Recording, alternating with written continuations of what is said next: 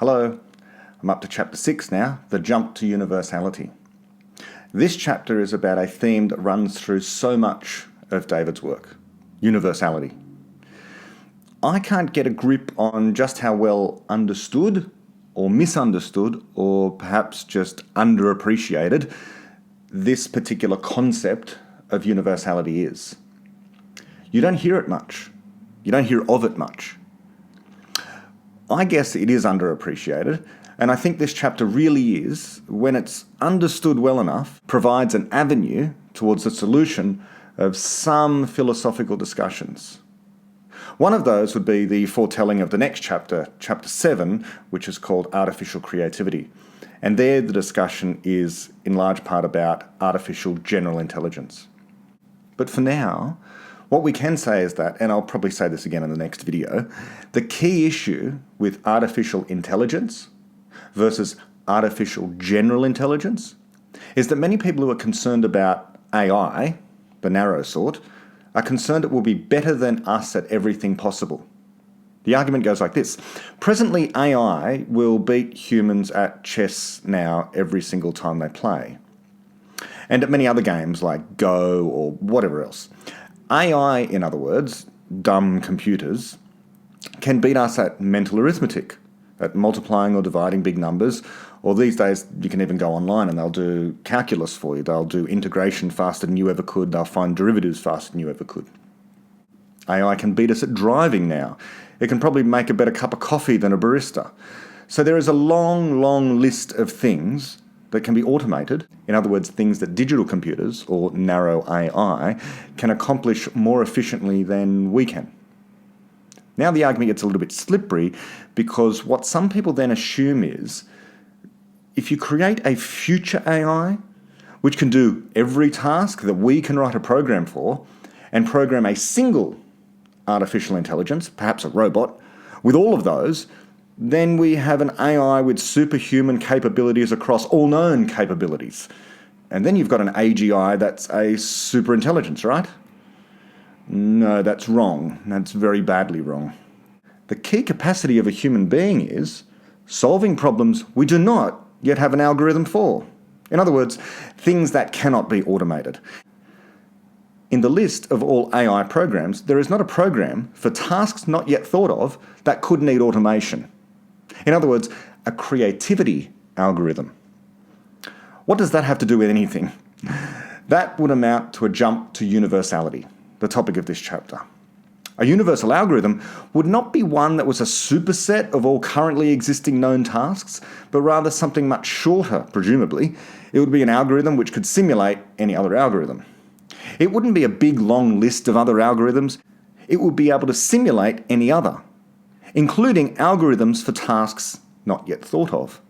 But you wouldn't be able to specify the output of such an algorithm because the algorithm would be creative.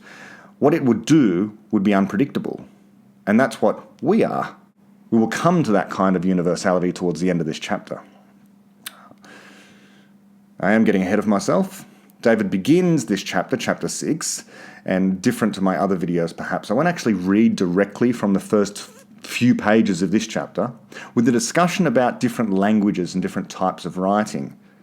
Early kinds of writing used symbols that represented whole concepts, and the vocabulary was limited. Writing came after speech, of course, so people would have had a language, presumably, before they were able to write it down. Sometime long before writing was invented, in fact. That language would have been universal. What it means for a language to be universal is that anything and everything that can possibly be thought or imagined can be expressed in that language. So I just want to emphasize that again. Universality is about the anything and the everything.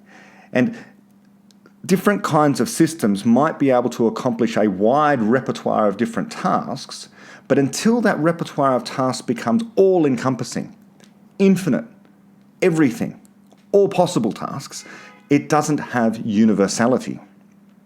So language, natural language that we use, and natural languages that probably existed well before English or writing systems existed, were universal in this respect. Now, some people might want to pull the brakes here and say, well, hold on, there's a whole bunch of things that we can't express in language. So I just want to make a quick distinction about being able to express something in practice and being able to express something in principle. So Qualia, the most famous example, I suppose. Qualia are the subjective way that things seem. And if I look out my window right now, I can see the sky looks blue, but perhaps that blue looks different to me in the way that it looks to you. The differences in the qualia, our subjective experience of the blue sky, can't be put into words. But that's not a failing of the universality of language. That's simply a failure of our imagination. We haven't yet figured out how to conjure the language in such a way as to describe subjective states. It doesn't mean that it's impossible using language. It simply means we just don't know how. Problems are soluble, so one day we will know how to do this. Now, putting all that aside, early writing systems had a finite number of symbols that were essentially in one-to-one correspondence with a bunch of objects or concepts that people wanted to be able to write down. These are often known as pictograms or hieroglyphics. So a picture of the sun would represent the sun, and a picture of a crown might mean the king. But if there was no picture in that writing system for a concept or object, then there was nothing else that could be done except invent a whole new system. In other words, the number of symbols would proliferate. Such a system isn't universal because at any given point in time, there would be objects or concepts outside of that system which could not be represented by that system. Today, Mandarin speakers and others, including people who can speak Japanese quite often and people who can speak Korean quite often, use some traditional Chinese characters. The traditional Chinese script numbers in the thousands, as far as I'm aware. There's thousands of different characters if you want to learn to understand traditional Chinese. But it's rather fixed, hence the word traditional. Korean students, for example, at school, throughout primary school and high school, learn something like 1,800 different characters in order to be able to understand some of the language that's used in their culture. But Korean students also learn another alphabet, and it's called Hangul. And Hangul, being the Korean alphabet, consists of 24 characters. Now, if you don't know anything about Asian languages like Chinese, Japanese, and Korean, you might look at the symbols side by side and think that they are all pretty much the same kind of system, but in fact you'd be very wrong. Korean has far more in common with the English script than it does with the traditional Chinese script. There are 24 letters in the Korean alphabet, there are 26 letters in the English alphabet, and you rearrange the symbols to literally represent any object or any concept that you can possibly articulate. And if you run out of words, you simply rearrange the symbols in order to invent another word. That's universality. So we have alphabets, where no new symbols need to be invented. We just rearrange the existing ones to express anything we like. Or these things called logograms or pictograms, where you need a whole new picture, a whole new symbol, in order to represent a concept or object. So the former, alphabets, are universal. The latter, pictograms, are not. Now, for what it's worth as an aside, traditional Chinese can be read while not actually being spoken by many different Asian people. Indeed, the first invasion of Korea by the Japanese happened in 1592, and the Chinese came to the aid of the Koreans. And at one point at a number of points, there were meetings of the Chinese, Japanese, and Korean. Neither of them could speak the other's language, but they could understand the traditional Chinese script, and this helped the three factions communicate.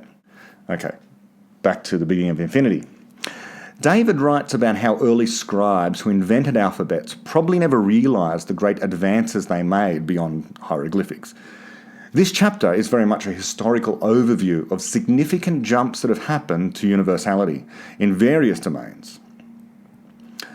The first of these were, the first chronologically speaking was the jump to universality that happened evolutionarily, namely in the DNA, and then in artefacts of humans, including symbolic ways of representing language through to computation and finally quantum computation.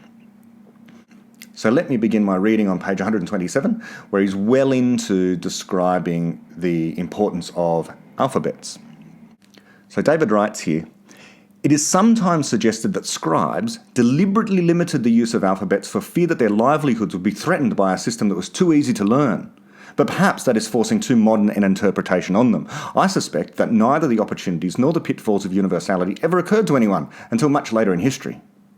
Those ancient innovators only ever cared about the specific problems they were confronting, to write particular words, and in order to do that, one of them invented a rule that happened to be universal. Such an attitude may seem implausibly parochial, but things were parochial in those days. And indeed, it seems to be a recurring theme in the early history of many fields that universality, when it was achieved, was not the primary objective. If it was an objective at all, a small change in a system to meet a parochial purpose that just happened to make the system universal as well. This is the jump to universality. Just as writing dates back to the dawn of civilization, so do numerals. Mathematicians nowadays distinguish between numbers, which are abstract entities, and numerals, which are physical symbols that represent numbers. But numerals were discovered first. They evolved from tally marks, or tokens or stones, which have been used since prehistoric times to keep track of discrete entities such as animals or days. Now, I'll just pause there. Don't we all remember in mathematics class throughout high school learning the tally system? I know I do, and it still goes on today. It's a remarkably bizarre part of the mathematics curriculum, learning these historical systems. David speaks not only here about tally marks, the very earliest ways of learning how to record the number of things, as well as Roman numerals, a completely esoteric, bizarre system. I suppose the only reason for learning it now is when you see old buildings that have the age of the building recorded, or at the end of the credits in a television show. It tells you what year the television show or the movie was made in Roman numerals. So David goes through a lengthy exposition of the tally system and then of the Roman numeral system as well. And he writes how the Roman numeral system never achieved universality. Now, it might have if vertical lists of Roman numerals have been permitted, where each new tier was something in the vertical list like an exponent. Both Archimedes and Apollonius got close to inventing a universal system of recording numbers, but failed. Now, you should read those stories in the chapter. I think they're really, really interesting. David writes about how Archimedes probably did notice the universality of his system, but chose not to allow it for bizarre reasons. He discusses some of the reasons why, and then I'll continue on page 133. So on page 133, he talks about how Archimedes chose not to make his system universal for the following, even more speculative possibility, he says. And he writes, "The largest benefits of any universality, beyond whatever parochial problem it is intended to solve, come from its being universal for further innovation. And innovation is unpredictable. So, to appreciate universality at the time of its discovery, one must either value abstract knowledge for its own sake, or expect it to yield unforeseeable benefits. In a society that rarely experienced change, both those attitudes would be quite unnatural. But that was reversed with the Enlightenment, whose quintessential idea is, as I have said, that progress is both desirable and attainable. And so, therefore, is universality. Be that as it may, with the Enlightenment, parochialism and all arbitrary exceptions and limitations began to be regarded as inherently problematic, and not only in science.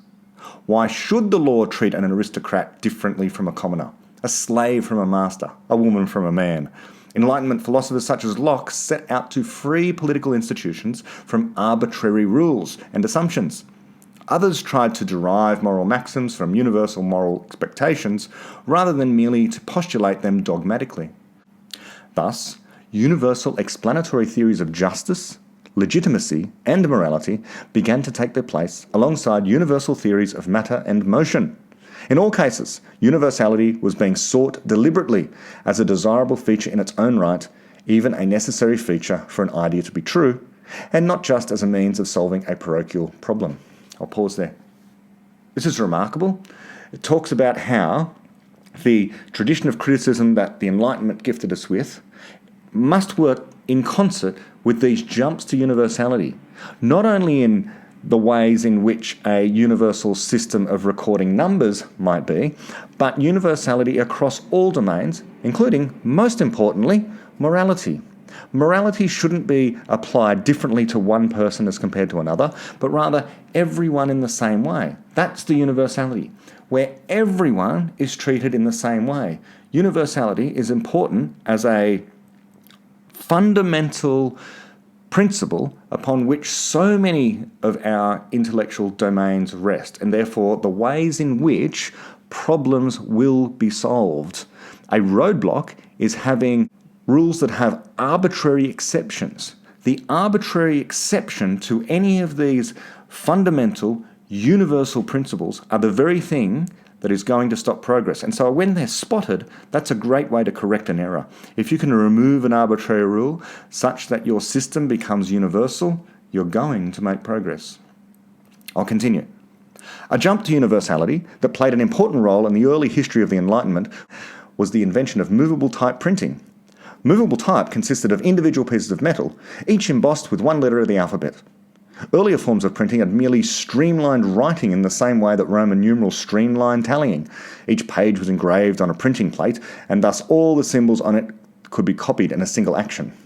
But given a supply of movable type, with several instances of each letter, one does no further metalwork.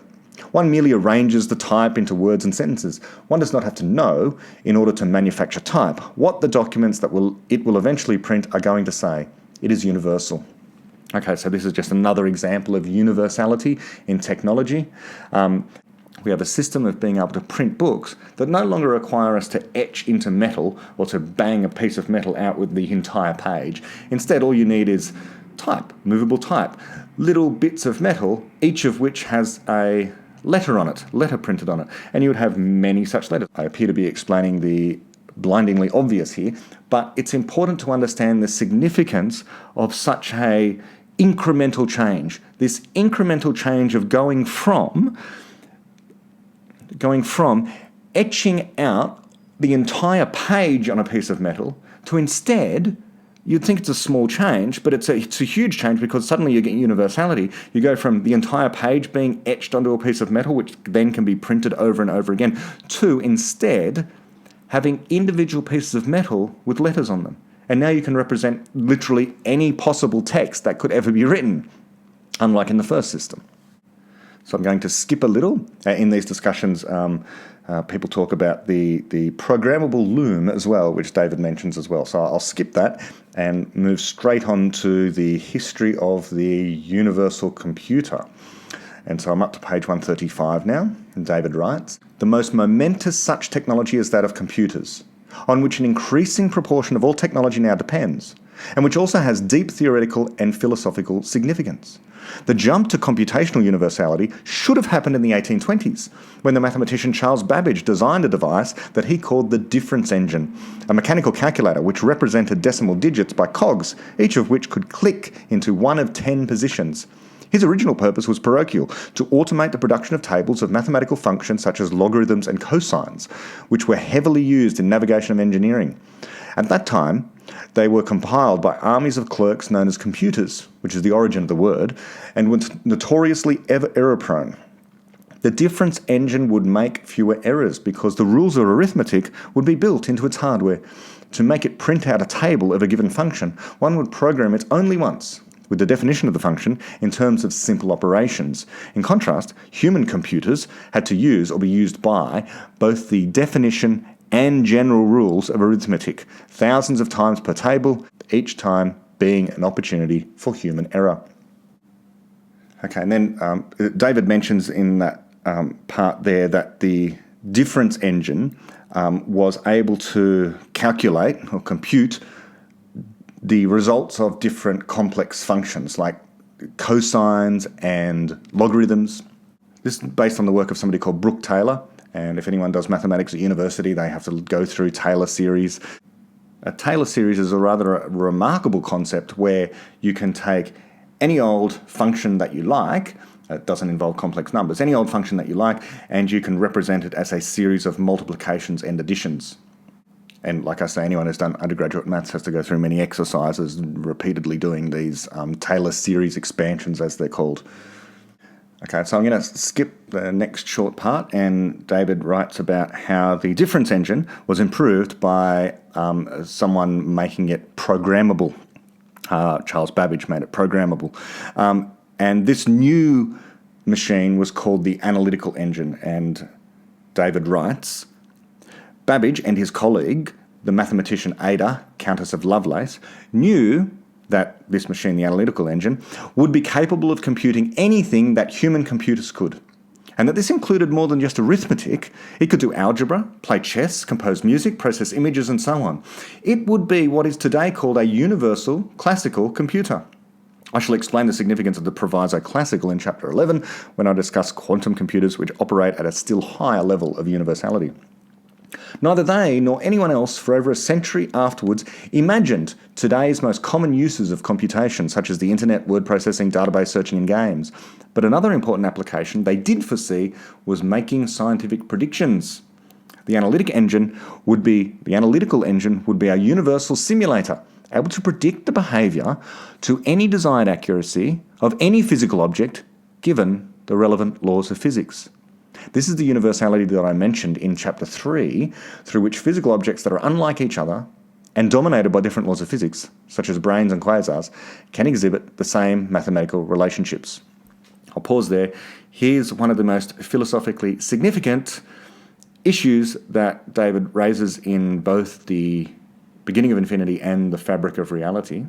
It is one of the most contentious philosophical claims, even though it's true, that has been made over the years by many different people, from Babbage and Lovelace here, through to Turing, through to David Deutsch and others. And that is this idea here, said in the sentence that I've just read that David wrote, where the analytical engine would be a universal simulator. Okay, so able to predict the behaviour and simulate the behaviour of any physical system. In other words, that includes biological systems. Biological systems are a kind of physical system. The brain is a kind of physical system. Now, unless you are willing to believe in supernatural explanations, then this tells us that computers are able to simulate, not even electronic computers, things like the Analytical Engine, can simulate the functioning of a human brain. And so they should be able to be conscious. Whatever consciousness is, it must be a property of brains, and brains are made of atoms which are performing computations, or at least the neurons are performing the computations. I'm going to skip a little bit more. And David writes up to page 137 now. Babbage and Lovelace also thought about one application of universal computers that has not been achieved to this day, namely, so-called artificial intelligence, AI. Since human brains are physical objects obeying the laws of physics, and since the Analytical Engine is a universal simulator, it could be programmed to think in every sense that humans can, albeit very slowly and requiring an impractically vast number of punched cards. Nevertheless, Babbage and Lovelace denied that it could.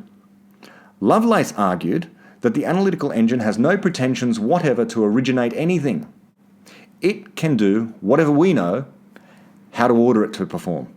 It can follow analysis, but it has no power of anticipating any analytical relations or truths. The mathematician and computer pioneer Alan Turing later called this mistake Lady Lovelace's objection. It was not computational universality that Lovelace failed to appreciate, but the universality of the laws of physics. Science at the time had almost no knowledge of the physics of the brain. Also, Darwin's theory of evolution had not yet been published, and supernatural accounts of the nature of human beings were still prevalent. Today, there is less mitigation for the minority of scientists and philosophers who still believe that AI is unobtainable.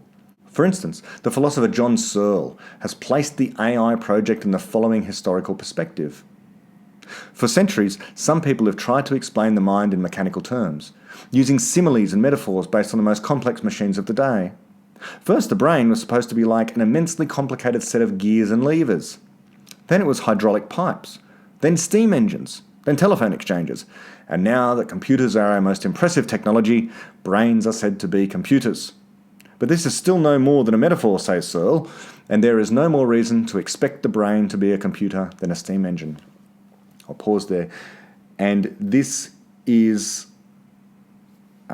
even though an unpopular opinion above philosophers, scientists, academics, people engaged in the debate today, I would still say it's the overwhelming majority of the man on the street who would say that indeed it's impossible for a computer to think in the way that people can, and that assuming that a what a brain is doing is a kind of computation is still a metaphor, is best thought of as a metaphor. I think there's been an article that's been going around recently to this effect. It sometimes appears in popular science articles and that kind of thing, that the brain is doing something special, that the brain can't possibly be a computer. Okay, so let me reread that last bit and continue. This is still no more than a metaphor, says Searle, and there is no more reason to expect the brain to be a computer than a steam engine. But there is. A steam engine is not a universal simulator, but a computer is, so expecting it to be able to do whatever neurons can is not a metaphor. It is a known and proven property of the laws of physics as best we know them. And as it happens, hydraulic pipes could also be made into a universal classical computer, and so could gears and levers, as Babbage showed. By the way, we should just acknowledge the fact there that when David writes, it is a known and proven property of the laws of physics as best we know them, he proved that. Okay, so that's his proof. He proved that the laws of physics, in terms of the quantum laws of physics,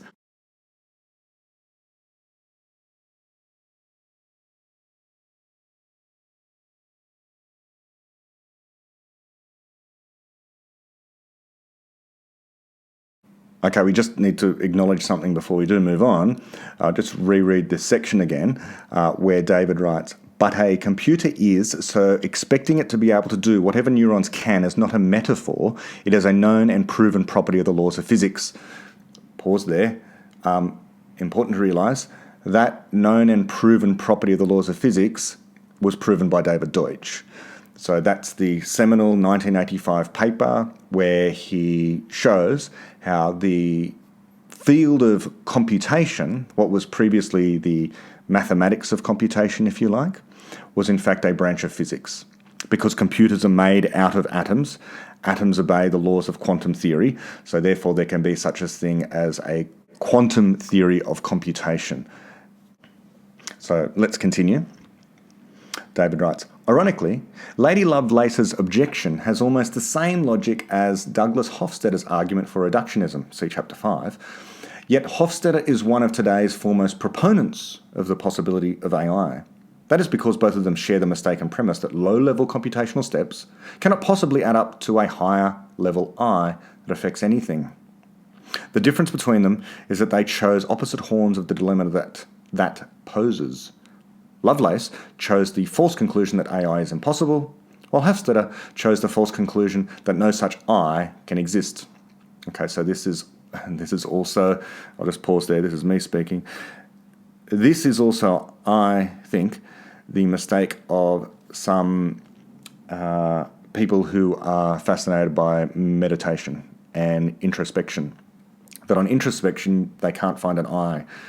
I first encountered this idea with the brilliant philosopher David Hume. And David Hume talks about that whenever he reflects on his internal state, he can find nothing but a perception. He has no perception of the I. He just has perceptions of everything else. Now, it is true that if you reflect on yourself, you don't find an I, but the inability to find an I isn't the same as demonstrating the I doesn't exist.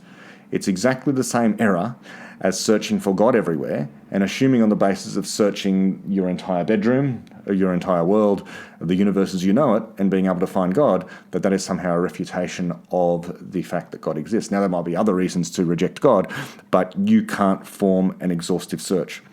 So your introspection and being unable to find the I is not a refutation of the fact that the I exists. There are better reasons, a better explanation for knowing the I exists, namely that the human being is a universal explainer.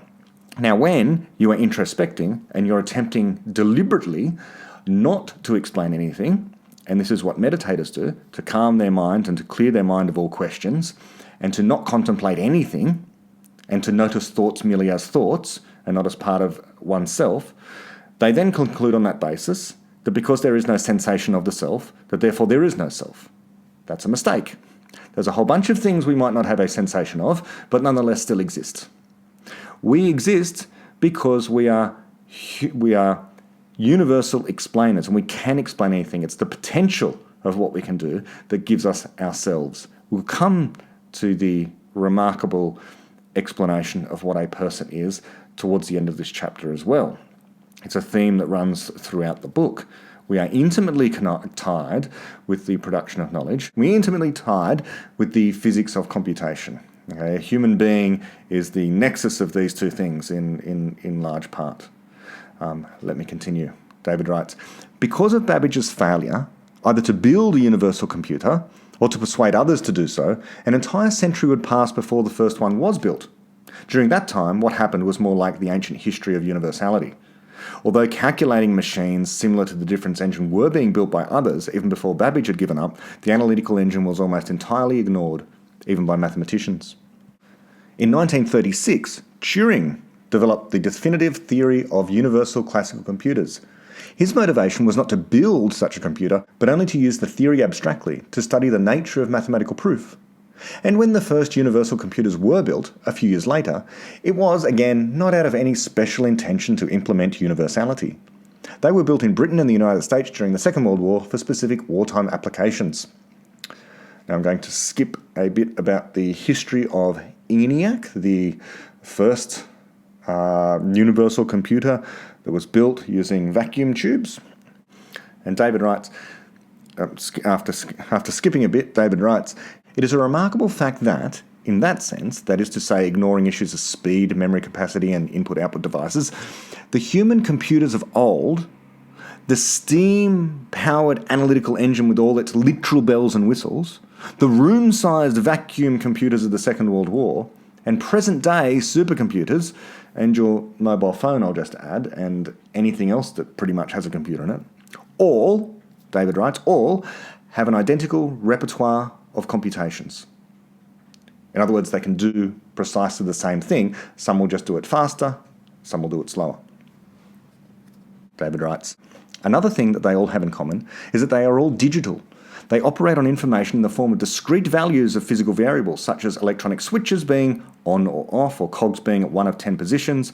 The alternative analog computers, such as slide rules, which represent information as continuous physical variables, were once ubiquitous, but are hardly ever used today. That is because a modern digital computer can be programmed to imitate any of them and to outperform them in almost any application. The jump to universality in digital computers has left analog computation behind. That was inevitable, because there is no such thing as a universal analog computer. I'll pause there and just remark that the next paragraph talks about error correction. And as I read through it, just keep in mind the parallel we have with computation and with epistemology. And I'd like to highlight the idea that as you listen to this, we think about how critical rationalism, the Popperian view of knowledge, is very much like a digital epistemology. On the other hand, opponents of critical rationalism, or all opponents as far as I can tell, reject the core idea of Popperian critical rationalism, that true epistemology, and try to substitute an analog epistemology. Let's see why. So I'll just read this section from David, and he writes, having just talked about analog versus digital computers and their difference, it's impossible to have an universal analog computer, he says, because of the need for error correction. During lengthy computations, the accumulation of errors due to things like imperfectly constructed components, thermal fluctuations, and random outside influences makes analog computers wander off the intended computational path. This may sound like a minor or parochial consideration, but it is quite the opposite. Without error correction, all information processing, and hence all knowledge creation, is necessarily bounded. Error correction is the beginning of infinity. So pause there. That is so very important. Popperian epistemology is digital. It's digital precisely because it gives you a binary choice between the things we know and the things we reject and no longer know, or we know are false. Knowledge has that form. Knowledge allows for error correction. Variant epistemologies, different epistemologies, reject that core idea, the binary black and white distinction. between truth and falsity, the known and the unknown, and attempt to substitute in its place degrees of knowability, degrees of truth, degrees of belief, degrees of justification. This is where we get probabilistic ideas in epistemology like Bayesianism, that you can have a certain amount of confidence. But this is false. This is an analog attempt at constructing epistemology. All of them can be rejected because what we need is not a focus upon how close we can get to the truth or how close we can get to anywhere, but rather a way of correcting errors, a way of identifying what the errors are and eliminating them and keeping what remains. That's digital. I'll keep going. Okay, so I'll keep going, but I'll just skip past a lengthy part about exactly what the problems with analog counting would be. So I'm going to skip past that, and David goes through, imagine a goat herd who's trying to tally up the number of goats in the herd by using an analog system versus the digital system. The errors accumulate in the analog system, and eventually you end up with the wrong number, compared to with a digital system where you can correct the error. And so we get back to computation itself. David writes, so all universal computers are digital, and all use error correction with the same basic logic that I have described, though with many different implementations. Thus, Babbage's computers assigned only 10 different meanings to the whole continuum of angles at which a cogwheel might be oriented. Making the representation digital in that way allowed the cogs to carry out error correction automatically. After each step, any slight drift in the orientation of the wheel away from its 10 ideal positions would immediately be corrected back to the nearest one as it clicked into place. Assigning meanings to the whole continuum of angles would nominally have allowed each wheel to carry infinitely more information, but in reality, information that cannot be reliably retrieved is not really being stored. I'm skipping a paragraph, and David writes, because of the necessity for error correction, all jumps to universality occur in digital systems. It is why spoken languages build words out of a finite set of elementary sounds. Speech would not be intelligible if it were analog. It would not be possible to repeat, nor even to remember, what anyone had said. Nor, therefore, does it matter that universal writing systems cannot perfectly represent analog information such as tones of voice. Nothing can represent those perfectly. For the same reason, the sounds themselves can represent only a finite number of possible meanings. For example, humans can distinguish between only about 7 different sound volumes. This is roughly reflected in standard musical notation, which has approximately 7 different symbols for loudness, such as P, MF, F, and so on. And for the same reason, speakers can only intend a finite number of possible meanings with each utterance. Another striking connection between all those diverse jumps to universality is that they all happened on Earth. In fact, all known jumps to universality happened under the auspices of human beings, except one, which I have not mentioned yet, and from which all the others historically emerged. It happened during the early evolution of life. Genes in present-day organisms replicate themselves by a complicated and very indirect chemical route. In most species, they act as templates for forming stretches of a similar molecule, RNA. Those then act as programs which direct the synthesis of the body's constituent chemicals, especially enzymes, which are catalysts. A catalyst is a kind of constructor. It promotes a change among other chemicals while remaining unchanged itself. Those catalysts in turn control all the chemical production and regulatory functions of an organism, and hence define the organism itself, crucially including a process that makes a copy of the DNA. How that intricate mechanism evolved is not essential here, but for definiteness, let me sketch one possibility. About 4 billion years ago, soon after the surface of the Earth had cooled sufficiently for liquid water to condense, the oceans were being churned by volcanoes, meteor impacts, storms, and much stronger tides than today's, because the moon was closer. They were also highly active chemically, with many kinds of molecules being continually formed and transformed, some spontaneously and some by catalysts. One such catalyst happened to catalyze the formation of some of the very kinds of molecules from which it itself was formed. That catalyst was not alive, but it was the first hint of life. It had not yet evolved to be a well-targeted catalyst, so it accelerated the production of some other chemicals, including variants of itself. Those that were best at promoting their own production and inhibiting their own destruction relative to other variants became more numerous. They too promoted the construction of variants of themselves, and so evolution continued. Gradually, the ability of these catalysts to promote their own production became robust and specific enough for it to be worth calling them replicators. Evolution produced replicators that caused themselves to be replicated ever faster and more reliably. Different replicators began to join forces in groups, each of whose members specialised in causing one part of a complex web of chemical reactions whose net effect was to construct more copies of the entire group. Such a group was a rudimentary organism. At that point, life was at a stage roughly analogous to that of non-universal printing, or Roman numerals. It was no longer a case of each replicator for itself, but there was still no universal system being customised or programmed to produce specific substances. Okay, pause there. So David's getting to how DNA itself evolved. This is a momentous event in the history of the universe. Once we have DNA that becomes universal, we are able to have evolution of all the forms of life that we now have on Earth. I'll continue reading. David writes, genes are replicators that can be interpreted as instructions in a genetic code. Genomes are groups of genes that are dependent upon each other for replication. The process of copying a genome is called a living organism. Thus, the genetic code is also a language for specifying organisms. At some point, the system switched to replicators made of DNA, which is more stable than RNA, and therefore more suitable for storing large amounts of information. The familiarity of what happened next can obscure how remarkable and mysterious it was.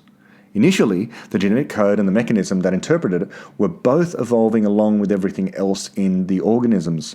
But there came a moment when the code stopped evolving, yet the organisms continued to do so.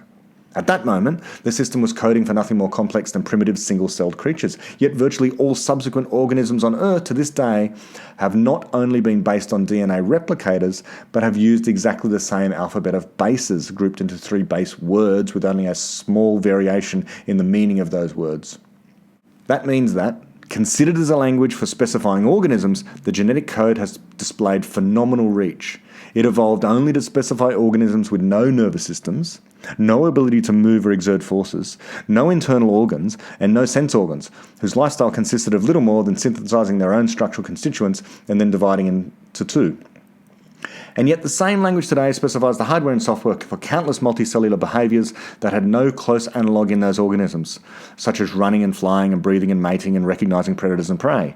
It also specifies engineering structures such as wings and teeth and nanotechnology such as immune systems and even a brain that is capable of explaining quasars, designing other organisms from scratch and wondering why it exists.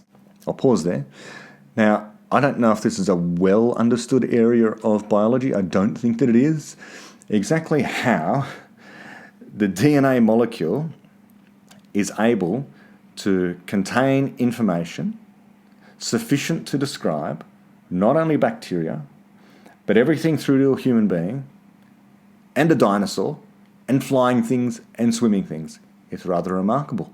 It has this kind of phenomenal reach, as David said, in order to, if in the space of all possible organisms that exist, it seems to have universality. All organisms that can be built out of the organic material that you and I are built out of. Okay, but then David talks about how early on planet Earth, the evolution of DNA led to the evolution of simple bacteria, archaea, these things that lived in warm pools on the surface of the Earth most likely. But then for something like a billion years, nothing happened. Like literally just about nothing happened. The surface of the planet was covered in bacteria, but no multicellular organisms evolved. No plants, no fish, nothing. Why? Why was there no selection pressure? Why was this universality that was within the code, the DNA code, why was it not exploited? David writes on this problem, reach always has an explanation, but this time, to the best of my knowledge, the explanation is not yet known. If the reason for the jump in reach was that it was a jump to universality, what was the universality? The genetic code is presumably not universal for specifying forms of life, since it relies on specific types of chemicals such as proteins. So pause there. So of course, it's not universal for, science fiction writers like to write about the possibility of having organisms made out of silicon. Well, DNA contains no silicon, so it can't be universal for all forms of life because presumably you'd be able to make, or perhaps you could make a life form out of silicon. But in particular, as he says there, our forms of life are made of proteins. So the DNA codes for different kinds of proteins, or the genes code for a specific protein. And so unless the life form is made out of proteins, then the DNA isn't universal for all forms of life. But maybe it's universal for all forms of life made out of proteins. David writes, could it be a universal constructor? Perhaps.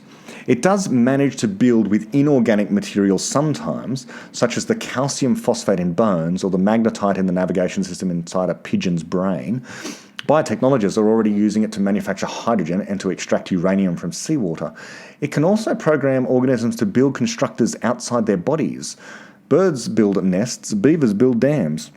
Perhaps it would be possible to specify in the genetic code an organism whose life cycle includes building a nuclear-powered spaceship. Or perhaps not. I guess it has some lesser I guess it has some lesser and not yet understood universality. In 1994, the computer scientist and molecular biologist Leonard Alderman designed and built a computer composed of DNA together with some simple enzymes and demonstrated it was capable of performing some sophisticated computations. At the time, Alderman's DNA computer was arguably the fastest computer in the world. Further, it was clear that a universal classical computer could be made in a similar way. Hence, we know that whatever that other universality of the DNA system was, the universality of computation had also been inherent in it for 1 billion years, without ever being used until Adelman used it. Adelman. The mysterious universality of DNA as a constructor may have been the first universality to exist. But of all the different forms of universality, the most significant physically is the characteristic universality of people, namely, that they are universal explainers, which makes them universal constructors as well. Well, we have to pause there, don't we? This is amazing, and this is, I think, one of the least understood but most significant parts of the entire book. It is a discovery of David Deutsch, a philosophical and scientific discovery. It's a moral discovery as well. I mean, it stretches across all domains. This explanation of what a human is, what a person is, I should say, what a person is. Well, humans are people, but all people share this, the universality of people. And there might be other things as well beyond this, but this is absolutely crucial to appreciate, that any alien intelligence that we find, any so-called supernatural being, any artificial general intelligence that we find, it must have this capacity to be a universal explainer, which means that anything that can be explained by us.